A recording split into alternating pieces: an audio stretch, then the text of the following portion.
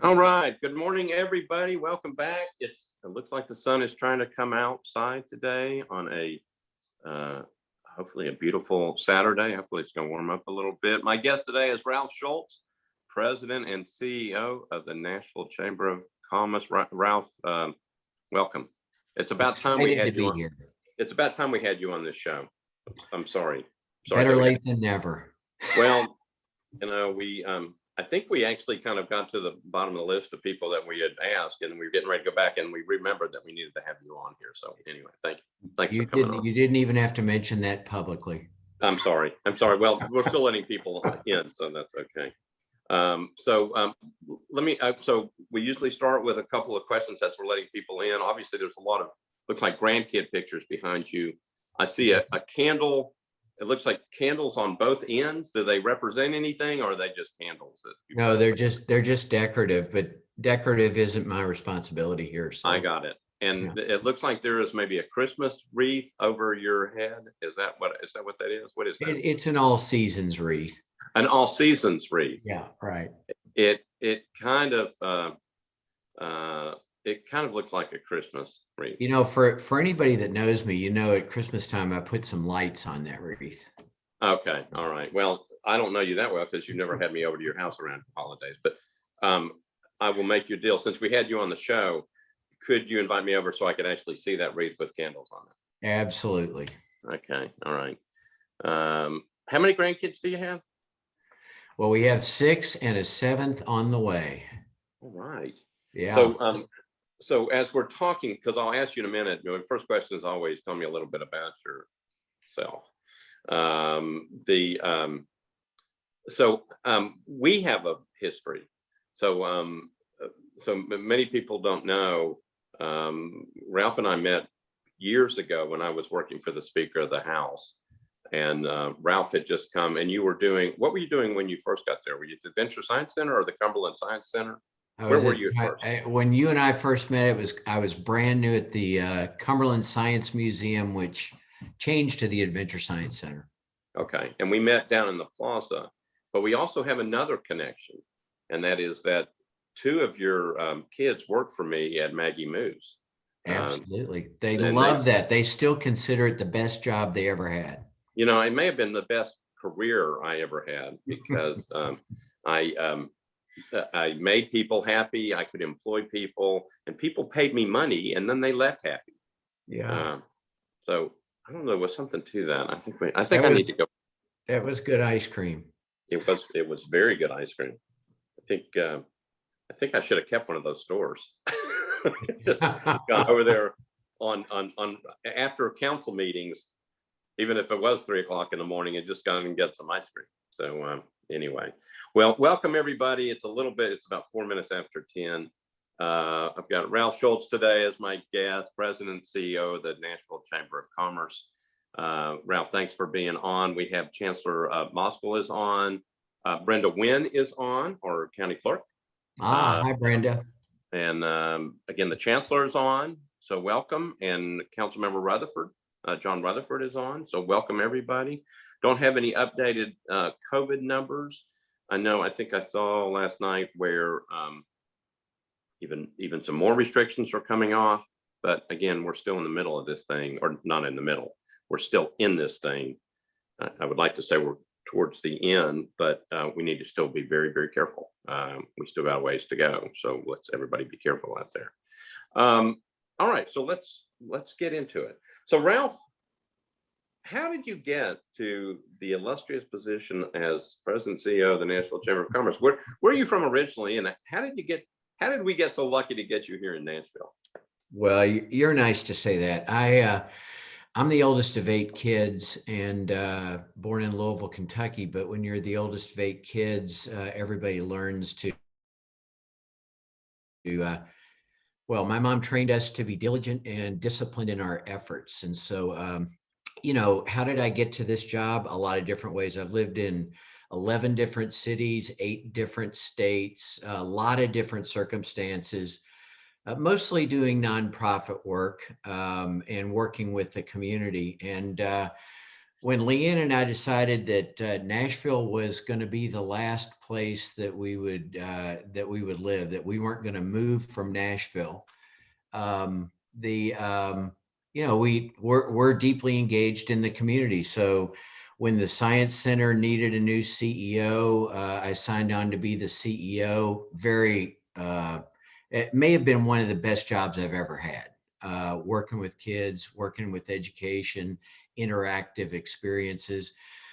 But as part of my job at the Science Center, it was important to be involved in the community too. So we were deeply involved in education, deeply involved in the convention center creation, because the Adventure Science Center is an education institution, but it's also an attraction. So that tourism business is important to supporting the Science Center as well. And because of all that community involvement, when the Chamber of Commerce job came open, I applied for it, competed for it, and won it. And I've been doing it now for almost 15 years. 15 years.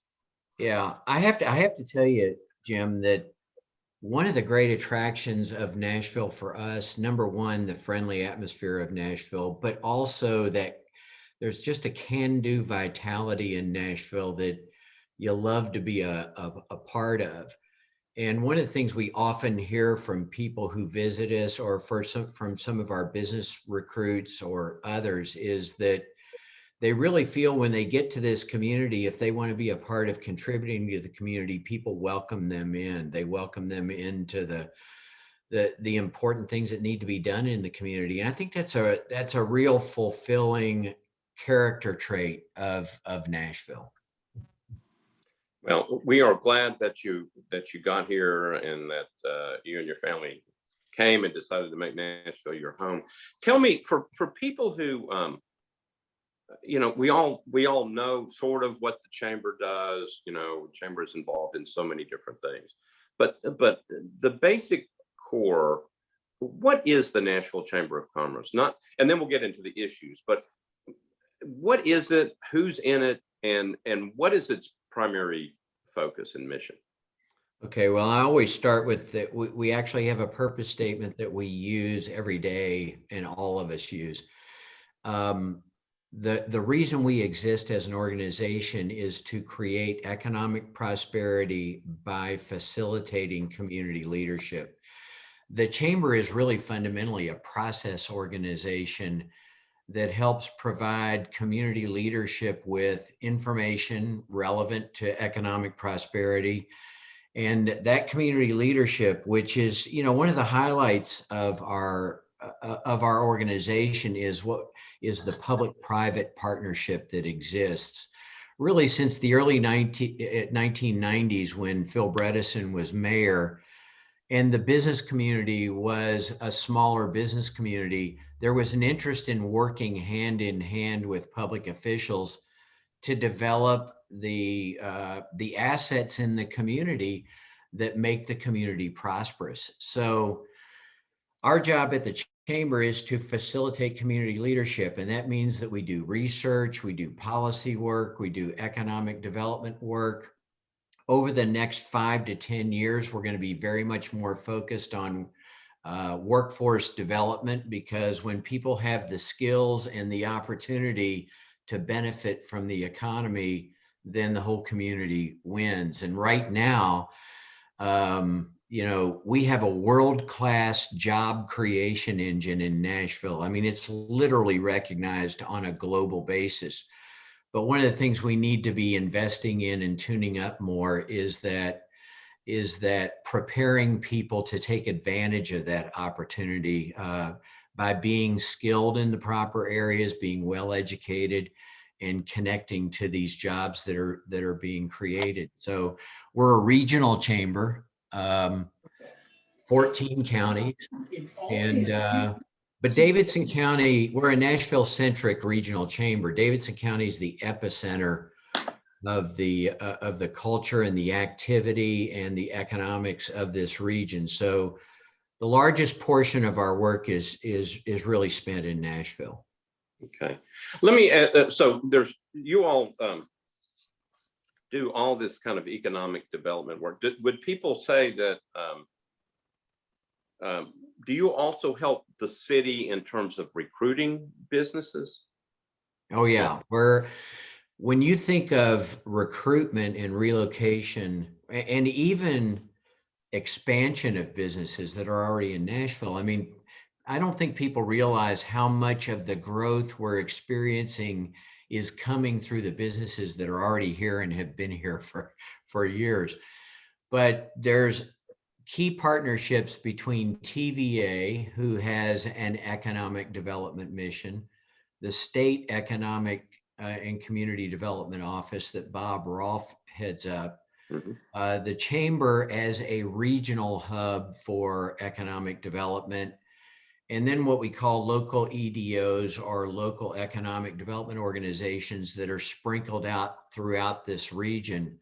And so we're very much partners with Metro government on relocation. There's when people are looking at Nashville, as Oracle is looking at Nashville right now, one of the things they comment on is that as they visit various cities and other places to consider locating their business there, they find when they come to this region a great team that is well meshed, both on the public side and the private side, to get that work done. So yeah, we work very much. In fact, since the early 90s, we've had a contract with Metro government to undertake certain duties for Metro government in that economic development space.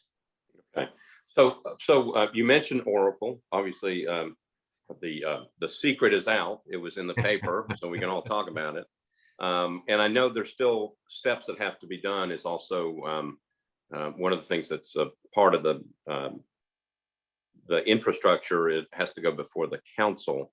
So tell us from your standpoint,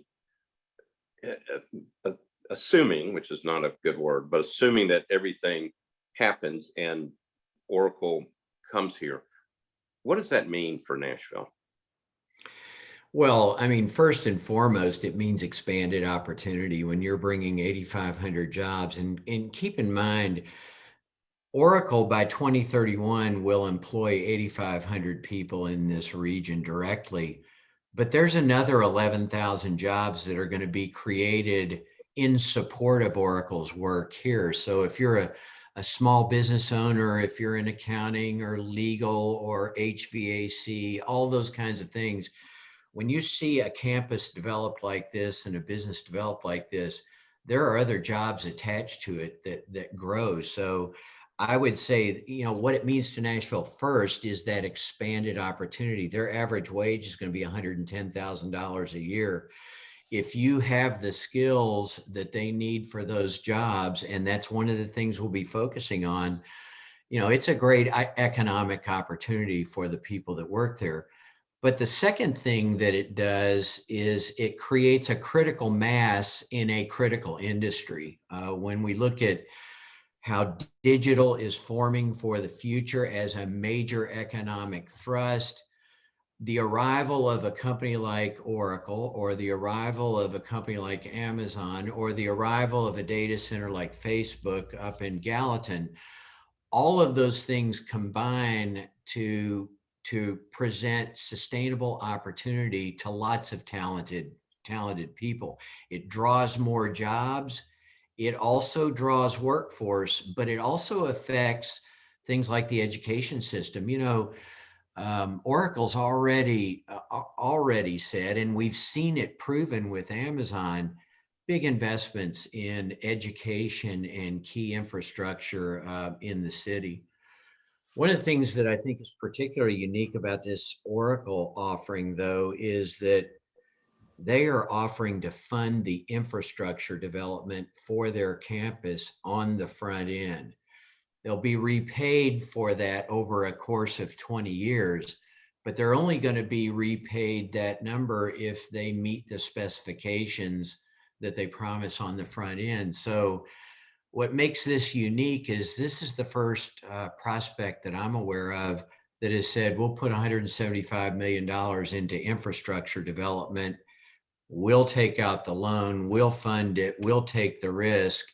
And we're asking the community to pay us back for that over a 20-year period. That's very unique. Well, and I'll tell you from being around the council and seeing some of these things, this may be the simplest proposal that's ever come before the council in terms of something this. Obviously, this is the largest thing that's ever happened in Tennessee, I think, in terms of a company coming and spending that much money, 1.2 billion. But as far as I know, and again, the vice mayor doesn't typically vote, but the vice mayor does try to stay up on what's going on. The proposal before the council is simply they want to put in this, they want to pay upfront this infrastructure. They're going to do it, and then they want to be paid back over about a 20-year period of time, where they get half the property. They get to keep half the property taxes. Right. So they don't have to pay. I think it's 18 million is what the estimated property tax would be. They pay 9 and they keep 9. So they're kind of paying themselves back. Well, and don't forget that when they, as they're here and all these people are here, all of those jobs that exist, there's sales tax revenue and other forms of revenue that come to the city as well. So, they will be presenting, and economic data will be presented that shows the benefit of tax collections over time, even with that 50% tax consideration. Right. So, it's look, one of the things that really encourages me over the last 5 years or so, there was a time when businesses came to the area and I don't think they necessarily felt the obligation to be investing in the area, but over the last 5 years, we've seen UBS, we've seen Alliance Bernstein, we've seen Smile Direct, we've seen a lot of these companies enter our region and our city, and they immediately jump into making investments in the community. One of the things that impressed me about the Alliance Bernstein recruitment was that typically when we have somebody looking at our city, one of the first questions on there that comes from them is, where are we going to find our workforce? The workforce availability is the biggest pressure on businesses today. But Alliance Bernstein didn't do that. Alliance Bernstein said, we want to know more about the culture of the city. We know Nashville's friendly, but we'd like to take a deeper look. And one of the first things they did was create interviews with 22 cultural and civic organizations around the city to ask them the questions. Describe this city to us. Describe your role in the city.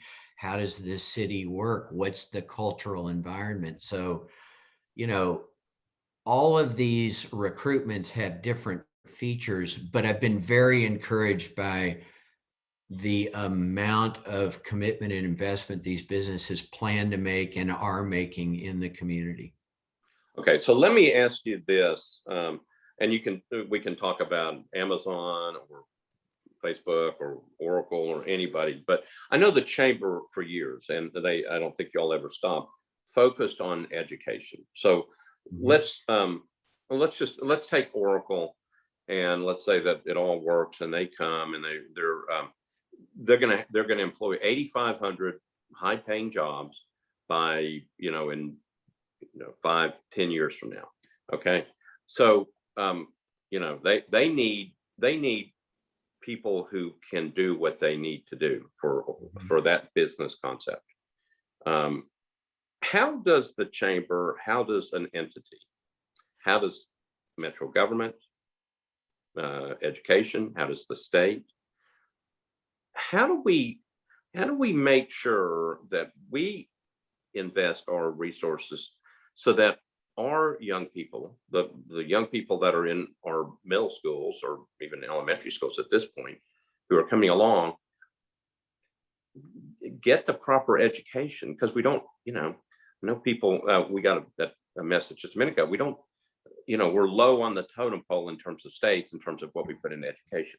How do we get that sort of fixed so that people aren't coming from outside the city to take these jobs away from our kids? Our kids have that chance to get those jobs. Oh yeah, and that's a key focus. I mean, really, when you think about the opportunity that these jobs represent, there are two categories of people that you really want to be aware of. One category of people are the young people making their way through the education pipeline, right? And that's from pre-kindergarten through community college or a four-year degreed institution.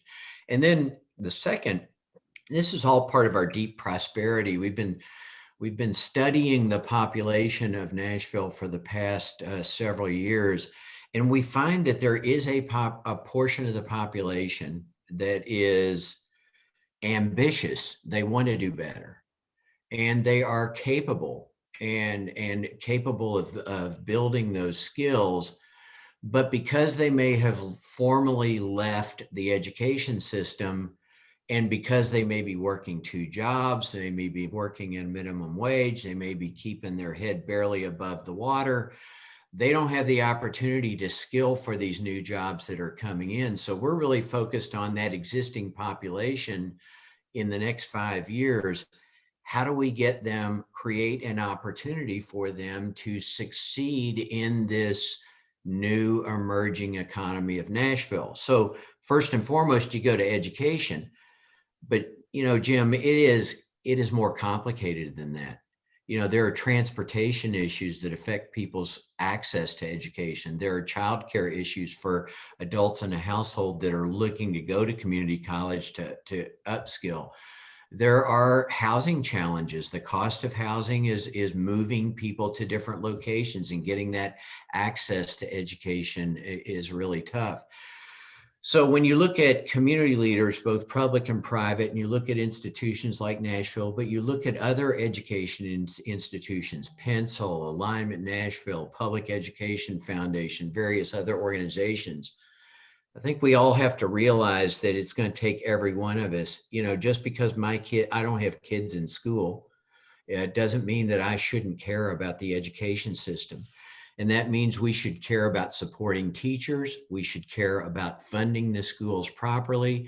We should care about supporting the experimentation with innovation in the schools. If anything, if there's any silver lining at all in this last year, part of that silver lining is all of the experimentation that's going on with innovation in schools. But finally, we have to have the system work together. I mean, look, quite honestly, look at all of the entities that are involved in decision-making about our schools. Metro councils involved, mayors involved, school boards involved, school director and staff are involved, state legislatures involved, governors involved, federal. That, all of those entities don't work in harmony to drive solutions all the time. And that's got to be a key area of focus, is creating the accountability and the harmony in the system of governance around the school system as well. Because when we're well governed, the opportunity to do those other four things is going to exist in spades. Last point, no silver bullet. Everybody's heard that when it comes to education. There's no one fix. And as a chamber, we are excited to be engaged with partners on these fixes, because no organization is going to be able to undertake that work by itself. Okay, so go back to something that you said, and that is working together. Okay, so Oracle, big deal, a big time deal for the city. I mean, big time deal for the city and the state. We know that they're gonna need people to work at that facility. We have an educational system that I would say, we had Dr. Battle on our program about a month or two ago. I'll send you the link. Amazing what they're thinking about doing. Okay. I mean, I was so blown away. I took the video link and sent it to every council member. But she's going to need help. Now, you and I both have been through several different school directors. What I told her at that time was, we all need to coalesce together and go help her do her job. Okay, instead of figuring out ways to undercut, we need to all, we may not love everything, but we need to focus together. So you mentioned just a second ago, all the different players. So how do you get them all around the table so that we do, and I mean, this goes to every school system, but in this case, we know what's getting ready to happen to us and we know what we need. How do you get them all around the table to actually work together? I first of all, it's got to start local. It's got to start with the community. I don't think we can expect anybody in that structure above us to have as effective awareness of what the community needs as we all have in terms of our knowledge of this environment. It's an interesting question, Jim, because there's a lot of emphasis in Nashville at looking at data, but there are a lot of different interpretations to that data. I think it's got to start with all of us trusting that we're all sincere about wanting our young people to exit the system well prepared for their future, and not questioning what may or may not be motives. But as we look at the school system, we don't see anybody that goes to work in the school system saying, let's go fail at education today. Everybody wants to succeed at education, but they're pulled in a lot of different directions. So I think first of all, it starts with the community having a genuine interest in focusing its attention on its young people and the education system. Adrian's great. We love working with Dr. Battle in the ways that we can support education improvement. But it's going to take all of us to influence our policymakers. It's going to take us, and our policymakers need to be visionary leaders in saying, here are the objectives we're trying to reach. Who can bring what resources to the table to make those goals happen? I think about the academies of Nashville and how they formed years ago. And again, that's an international model. There are thousands of people that come to Nashville every day or every year from around the world to see how that model was formed and how it works. And that whole idea started with principals. It started with 8 principals that wanted to break their large school populations into smaller groups, give them experiences that both prepared them for future education, but potentially illuminated career opportunities. And there was resistance to that model in the education structure. Well, those 8 principals persisted in their push for that academy's model.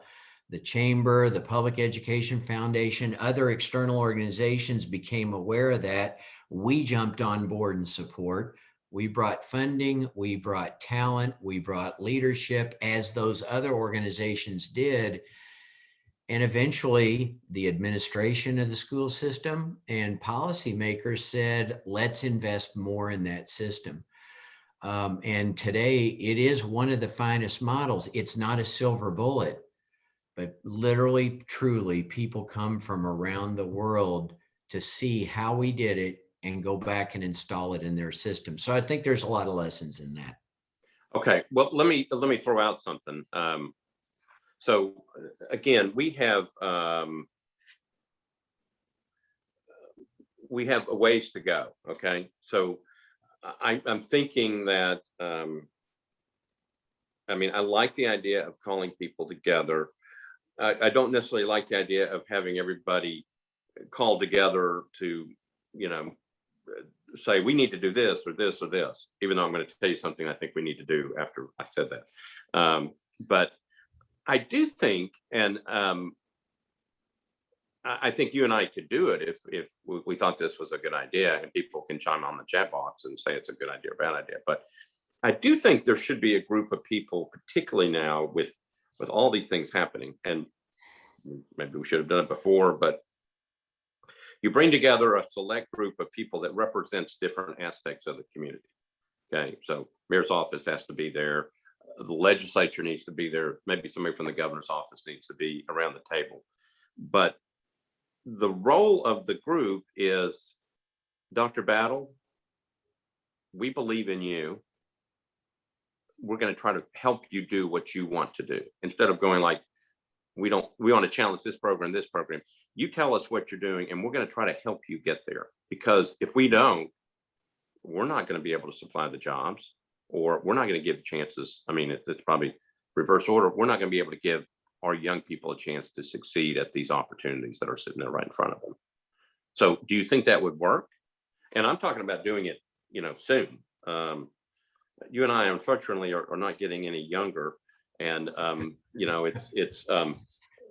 we need new voices and people who are willing to help. But if we're not coordinated, we're not going to make it. So does it make sense to try to do that? I think yes, the answer is, I think it does. Dr. Battle's really good if she has the resources and if she has the cohesion with her. I think there's an awful lot that she can accomplish. So, the answer is yes. The answers don't seem to be complicated, but the execution on those answers is kind of the greatest complication. So someone's going to have to bond us together with a common goal, a common mission, and with the discipline to pursue that all together. All right. So what if we, again, this is unheard of, but working together. But what if you and I were to put together a group? First, before we did it, we'd want to talk to Dr. Battle and say a group of people that represented those different things that need to be at the table, and to say the whole core mission is to help you succeed. Now, we've done that before and it didn't work with Dr. Joseph. I understand. What I want is, and that's because there's too many people at the table. I mean, there was like a group of 55,000 people trying to help him do his job. I want her to be able to do her job. I want to help her do it. And I want to be able to help her get the resources, state level, city level, corporate level, community level, so that we can be successful. And and I think at some point our legacy, whatever it may be, is leaving it so that there are people trying to get this thing to work.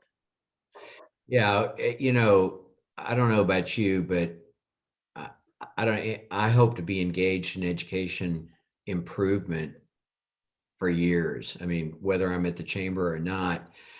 And I'd sure hate to leave this life with a 30% literacy rate at the third grade level as a basis of our education performance. It is complicated to solve all those issues, though. It's not just what happens in the classroom. It is other things as well. So I would love to sit down with you. I think there are probably 10 or 15 people in town that have the kind of reach that could help us form that list as well. So I'm getting, I'm getting good comments, and I will tell the viewers that I'm sort of making this up as I go, so I don't have the full understanding of where it goes. I know that part of this means understanding what they need, understanding what the resources need to be, and then trying to push to get those resources in, so that we give the teachers the tools they need. They don't have to buy their own school supplies. It used to drive me insane that I would hear about that. That's just crazy. Give them the tools they need to teach our children so that our children can succeed. And how we do that, again, for the people watching and sending in these good comments, is I think, I mean, again, I'm just kind of making this up with you, Ralph, right now, that I don't want to get into a battle with Dr. Battle. I don't want to, I don't want to be second guessing her. What I want to do is figure out how we help her succeed. People are talking about internet access, all those other things. How do we do that? So instead of like challenging her and saying, why are you doing it this way? I think she's on the right track, but we tend to not help everybody or get everyone on the table to help her get I'm gonna express a personal thought here. This is not a chamber position. there. Okay. It'll come across the screen as your own personal thought. That's fine. Yeah, this is my personal thought. The system needs fixing. It is, when we have these chronic issues over decades, and we know that there have been devoted and capable people attempting to improve the circumstance, and the circumstance improves very incrementally or not at all, then you have to look at the way you're going about things. And so, I think forming that group, Dr. Battle has great, I mean, she's a leader. When you look at, Nashville has recently been a recipient of a $7 million 5-year grant from JP Morgan Chase. And the focus of that grant is to create a bridge for students from MNPS to community college that improves the completion rate. A large part of the reason that grant was only given to 7 different cities around the United States. Large part of the reason that grant was given was because of Dr. Jackson and Dr. Battle and their leadership capability and their education capability. So we have a real opportunity with leaders like that, but we do have to figure out how to support them properly. And I'm just going to say, from a personal perspective, having been involved in education reform since 1979, the system continues to frustrate the opportunity for improvement, and the community really needs to take a look at the system. Okay. So I think you and I need to talk at some point, and I would invite people who are listening today or who watch this later to throw in their ideas as well. Again, I think the idea behind this group is it goes back to what you said, and that is sometimes we're not on the same page. And so if we can get everybody on the same page and coordinate, maybe we can actually give it the push that she needs, that Dr. Battle needs to be successful.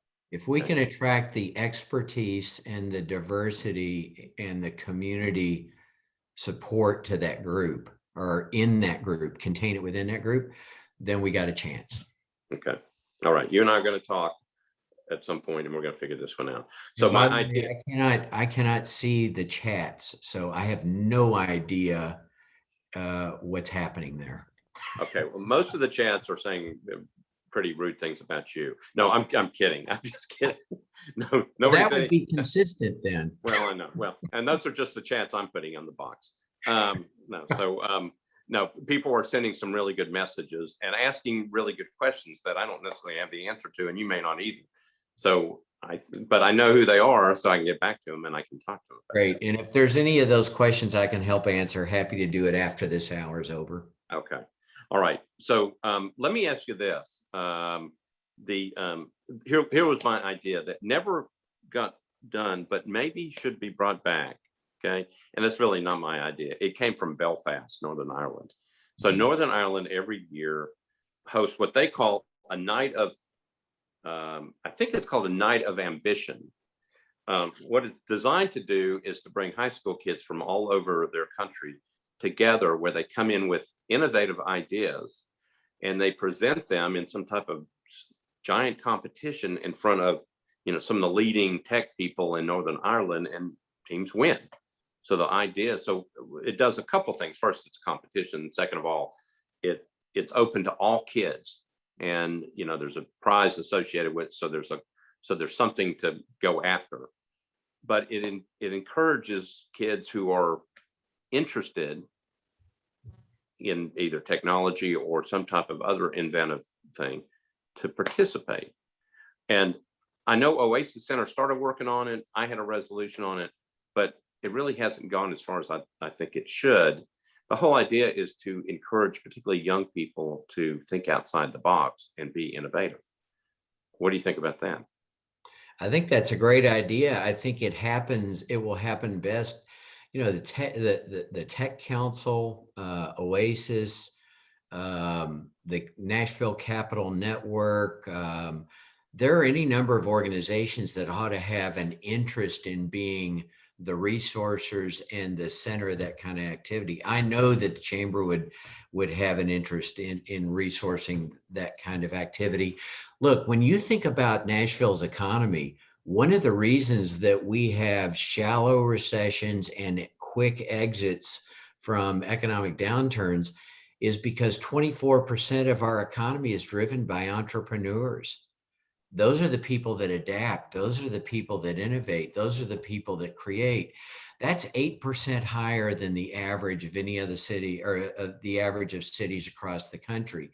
So encouraging that independent pursuit, that innovation, particularly with young people, but it doesn't have to be young people. I mean, honestly, there's a lot of interest in a younger set of people in running their own show, taking the risk, driving their business the way they want to drive it. So I think, Jim, there's a lot of it's a flashy opportunity as well as a substantial opportunity.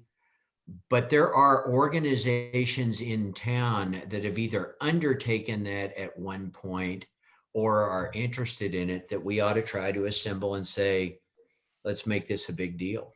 Okay. All right. That's the second thing I need to talk to you about. All right. So just put together a list.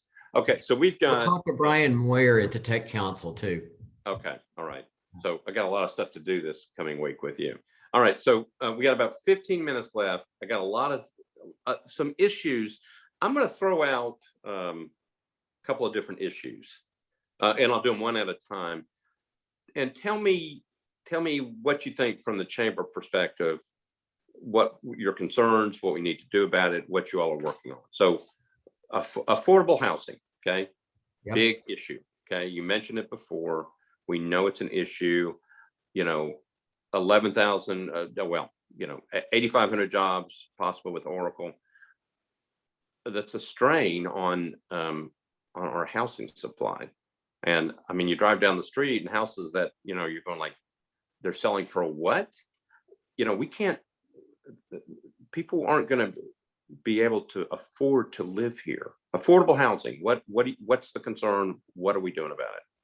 I think there's a public response and then there's a private response. In other words, part of the answer is tied to private investment. Part of the answer is tied to public policy.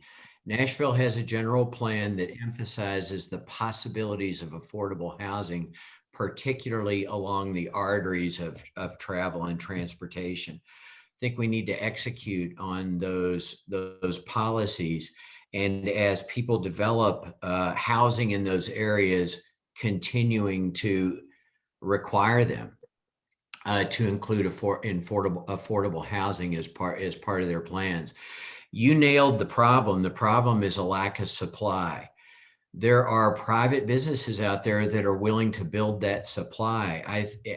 I talked to home builders a lot in this last year, home builders, apartment builders, various housing builders, and there's permitting processes that slow the process down. There's the availability of land that slows the process down. Almost all of them have access to financing. But when they're in construction, there's codes inspections and various other things. Part of the reason that we need to resource Metro government properly is so that the talent exists in Metro government to be able to help those suppliers of housing provide the housing. I was talking to a home builder last night who said that the permitting process on one of their projects takes over a year from beginning to end. that's not because Metro wants to frustrate housing. It's because they don't have the resources to process those requests as quickly as they need to be processed. But the housing issue, the affordable housing issue, is a supply issue, and frankly, it can't be solved entirely or even significantly by government. It's going to take private market investment and building supply to stabilize those housing prices.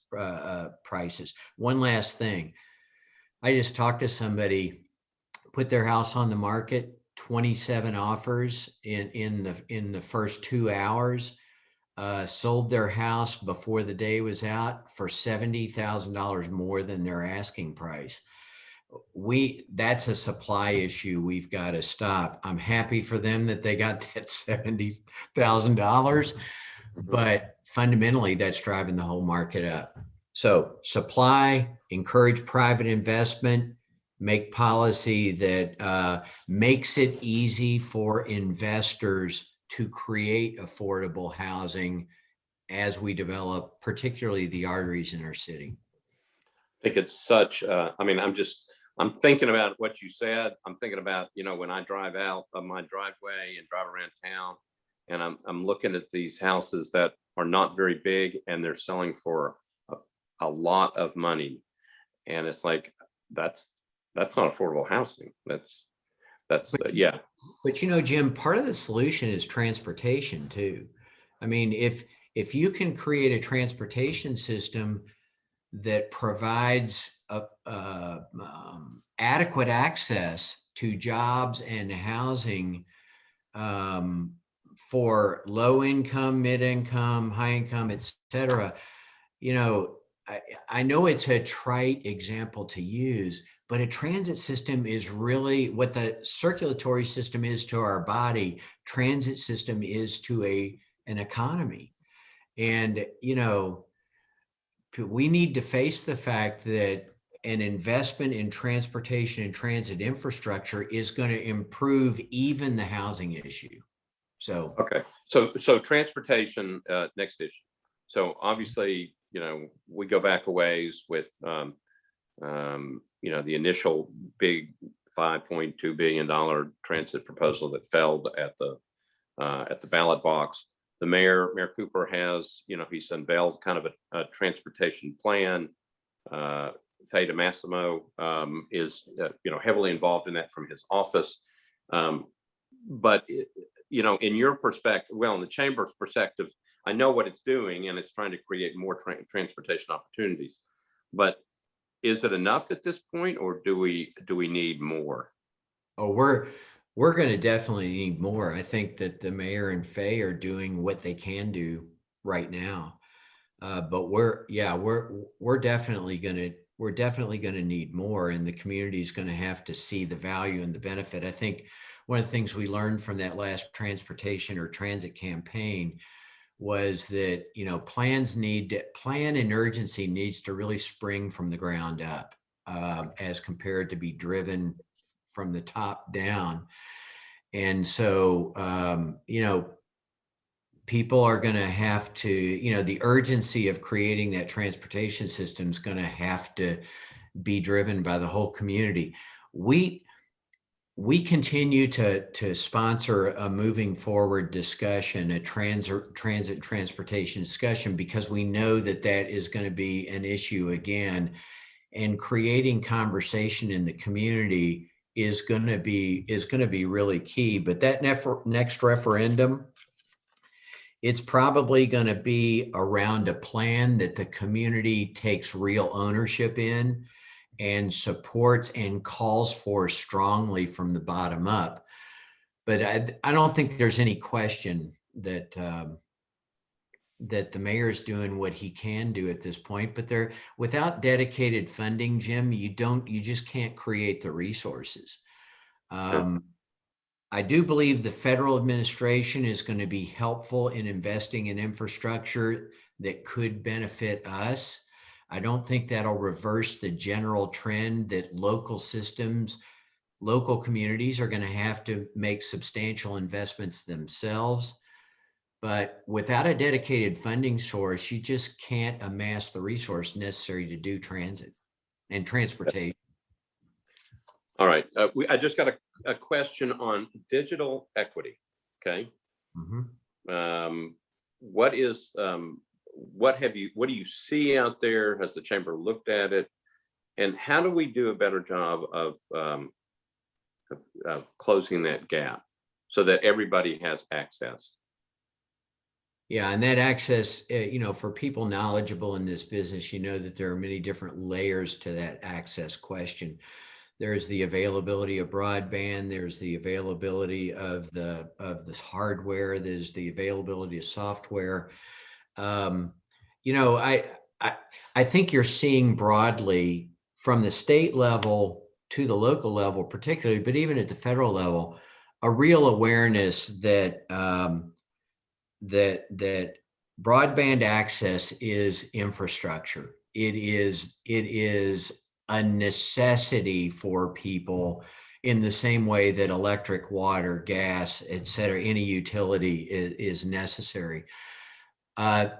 Quietly, a lot of private businesses, AT&T, Verizon, NES, others, are investing in infrastructure in the ground to create the access to broadband. I think the next key thing is going to be the opportunity to drive that into every household, both from an availability perspective and a hardware, making hardware available. As we look at innovation in schools, that may represent a real opportunity for us to drive some of that hardware. If we can fund the schools appropriately to create innovation in digital spaces, that can be a vehicle for creating digital equity. Okay. Okay. These answers too long. No, they're good. I'm looking at, we've got about 7 minutes left, and I've got about 50 more questions. No. Okay. Okay. So the next one is sustainability, but I'll ask it in two ways. One is just general sustainability in terms of resources and things like that. But there's another one that's been floating around, well, for a while, but particularly last several weeks with people talking to me about it, and that is kind of the sustainability of the city of Nashville. Okay. And what that means is, for those of you who haven't gone downtown, you may not even recognize it when you go downtown. Just because we had a pandemic didn't mean that the building stopped. All of a sudden, we're losing, Ralph. I mean, I've been here in Nashville longer than you have, but you were here before all this stuff started, all the boom. And I think people worry that we're losing the sense of who we are. So sustainability. Well, from an environmental perspective, I think it is every business that is moving here, and I think there is a wave in Nashville of sustainability from an environmental perspective is just becoming a way of life.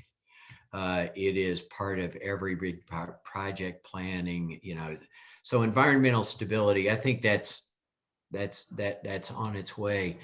With regards to, we just went through another 5-year planning process literally it involved thousands of people across the region before it was over.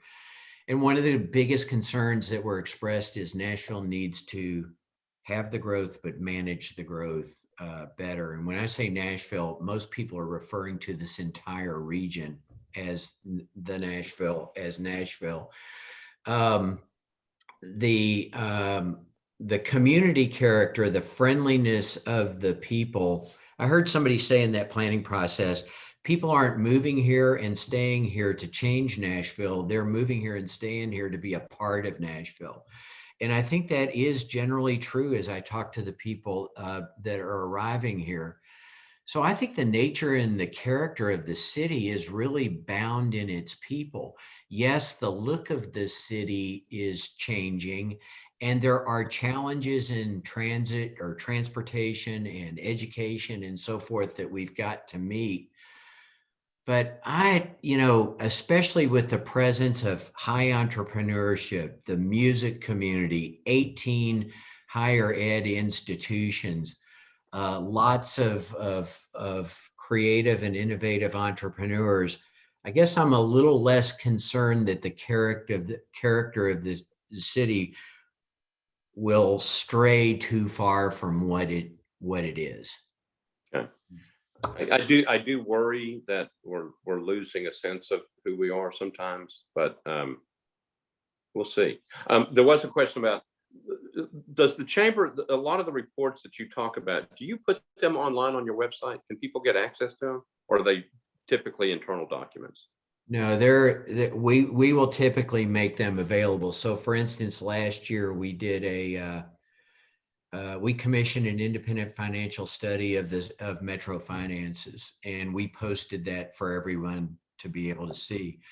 We are, by the way, refreshing that study so that we can take the impact of COVID into consideration as the city is looking at its, at its budgetary issues. So that will also be available. There are some items that are limited in availability to our members. We have about 2,000 members, about 85% of which are small business members. And part of the benefit of their membership is access to some of our research that others don't have access to. Okay. Well, you've obviously touched on our tax situation and property taxes. I think that's what the report did. There was some, I don't know if confusion is the right word, but yesterday when the mayor said the tax rate is going down, and most everybody probably knows on this call, what happens is every 4 years, there's a reappraisal of our property values. The city is obviously booming, and so everybody's property values go up. The law says, the state law says that you can't generate more tax revenue just because your property values go up. So when your property values go up, the tax rate has to come down. You can't generate more revenue by just holding that rate up here and having your property values go up. So it's a requirement. It's not, it's a requirement of the law that tax rate does come down. Now, the mayor will do his State of Metro address on April the 29th. It's at 10:30 a.m. at the Music City Center. I think it's open to the public. We had it at a big event so the council can come and people can attend. You can watch on television. And that's when he'll identify his budget and what rate I think he thinks it's going to be.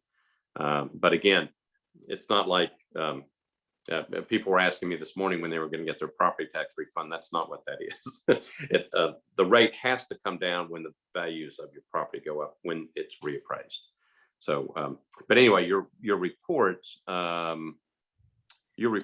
reflect on that. I know you did one last year, and you're obviously updating it this time.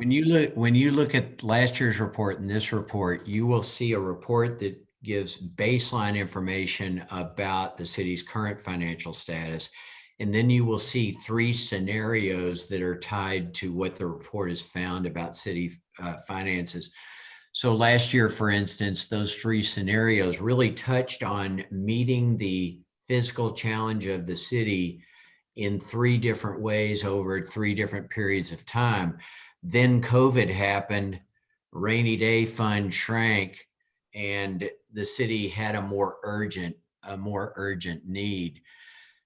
That what this study is going to show is what's been the impact of COVID and what do forecasts look like going forward with 3 scenarios again. So we'll be showing that information to our board at the end of April, and then they usually vote to make that information public. Okay, I think that would be helpful for people to see. Mm-hmm. Okay, I got one quick question, last question, because it's right at 11 o'clock. A couple of people had asked over the week as we were preparing for this, safety. How do we keep Nashville safe, keep drawing big conventions? Obviously, we hope they all come back. So that was the last issue, is safety. What does the chamber look at in terms of safety? Well, it is it's a fundamental element of our economic position as well as quality of life and so forth and so on. So, obviously, investment in police department, investment in law enforcement, but also investment in things like mental health support. All of those things that are attentive to reducing the crime rate. I mean, you all know the numbers. Better education performance with students creates more economic opportunity, and crime shrinks. So, public safety is pretty important. And I'm just going to make one slightly tangential statement, and that is the recovery of our economy related to hospitality and tourism is going to be tied to the perception of safety in our health environment. It is the same when it comes to crime. So we have to properly resource our law enforcement, but also those agencies that help mitigate the causes of crime as well. Okay. All right. Thanks. I'm going to think about that, because I think there's a lot of stuff that you said that we've had this discussion today that have been very helpful and that we need to follow up on. And anyway, I'll be calling you on Monday morning with a lot of these questions. Okay. Follow up is our job. Yeah, I got it. Okay. Well, it's a little bit after 11. Let me thank again, Ralph, for being on the show. This has been really, really interesting. I will tell you that I wasn't really even paying my attention to the notes. It's just a free flow of conversation and ideas. And I really appreciate you talking to us about it. Well, can I say thanks for the invitation, but I also want to say thanks to the people that are here. I'm looking over that screen and seeing these names, and this is leadership in the community, and it's been a pleasure and a privilege to be able to have this conversation with you, with those people today. Well, there were lots of ideas flowing, so we'll keep up with that. I want to thank Pat Moskal, the Chancellor, Davidson County Chancellor, for being on the call. Brenda Wynn, our County Clerk, John Rutherford, Metro Councilman. Tequila Johnson from the Equity Alliance is my guest next week. All right. So again, Ralph, thank you. Everybody, thank you. You all be safe over the weekend and this week. Have a good rest of the weekend, and again, be safe, everybody. Thanks. Appreciate it.